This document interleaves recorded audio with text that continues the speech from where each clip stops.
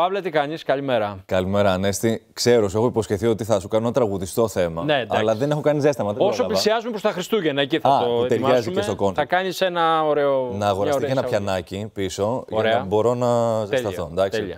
Λοιπόν, πάντως όπως τα λες και εσύ, μεγάλος ενθουσιασμός και στη Wall Street. Η χθεσινή συνεδρίαση έκλεισε στις 37.000 μονάδες ως αποτέλεσμα. Ιστορικό υψηλό όλων των εποχών. Ιστορικό υψηλό, έτσι, ναι.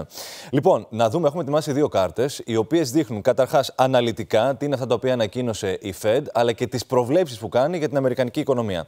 Πάμε στην πρώτη κάρτα. Εκεί θα δούμε για τη στάση αναμονής που αποφάσισε να κρατήσει η Κεντρική Τράπεζα της Αμερικής για τρίτη μάλιστα συνεχόμενη συνεδρίαση, όπου διατήρησε, όπως είπες και εσύ, τα επιτόκια στο 5,25 με 5,5%, ενώ έδωσε σήμα για τρεις μειώσεις μετριοπαθείς όμως, μειώσεις εντός του 2024.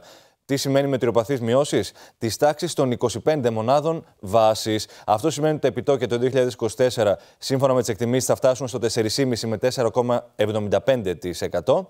Ενώ υπάρχουν και εκτιμήσεις ότι θα γίνουν 4 ακόμα μετριοπαθείς μειώσεις εντός του 2025, δηλαδή θα μειωθεί άλλη μία ποσοστιαία μονάδα. Τώρα, για το 2026, οι εκτιμητές βλέπουν ότι το επιτόκιο για το δολάριο θα επανέλθει στο 2 με 2,5%. Μετά από συνολικά 3 ακόμα μειώσεις για το 2026. Τώρα, πάμε να δούμε και την επόμενη κάρτα, στην οποία φαίνονται οι βασικές μακροοικονομικές προβλέψεις για την αμερικανική οικονομία από την πλευρά της Fed.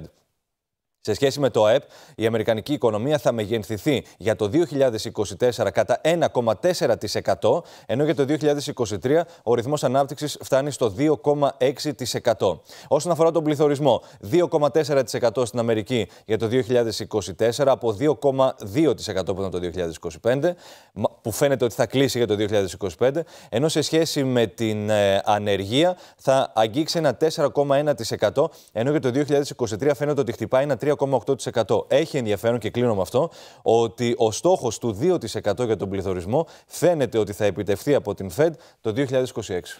Το έλεγα και το πρωί και με την Εφη Τριήρη. Φαίνεται ότι οι τραπεζίτες, επειδή χάσανε την άνοδο του πληθωρισμού και κυνηγούσαν τον πληθωρισμό εδώ και 2 χρόνια, τώρα προσπαθούν να βρεθούν μπροστά από τις εξελίξεις. Ναι. Για μένα, ίσως λίγο πρόημα.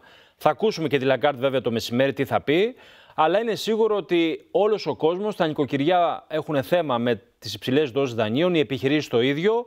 Αυτό βέβαια θα φανεί η μειώση των επιτοκίων μετά το πρώτο εξάμηνο του 2024. Ακριβώς, και όπως το είπες και εσύ, όλα τα βλέμματα νοικοκυριών αλλά και επενδυτών επιχειρηματιών είναι στραμμένα σήμερα στη Φραγκφούρτη. Να δούμε αν και η Λαγκάρντ θα ανοίξει σαμπάνιες, όπως έγραφε σήμερα το πρωί η ναυτεμπορική, θα ανοίξουν σαμπάνιες σήμερα στη Φραγκφούρτη. Πάντως, χθες και στη Wall Street πιάνε άφθονο καμπανίτη και στην Ουάσιγκτον. Και γενικά ετοιμάζονται να περάσουν πολύ ωραία Χριστούγεννα με αυτές χθες τις δηλώσεις του Τζέι Πάουελ, ο οποίος θυμίζω ότι είναι δικηγόρος και τον έχουν κατηγορήσει ότι δεν έχει ιδέα από οικονομικά. Αλλά το θέμα είναι ότι είσαι πρόεδρος της ΦΕΔ, της μεγαλύτερης τράπεζας στον πλανήτη. Οπότε εσύ ορίζεις και το παιχνίδι. Έτσι. Εννοείται, ακριβώς.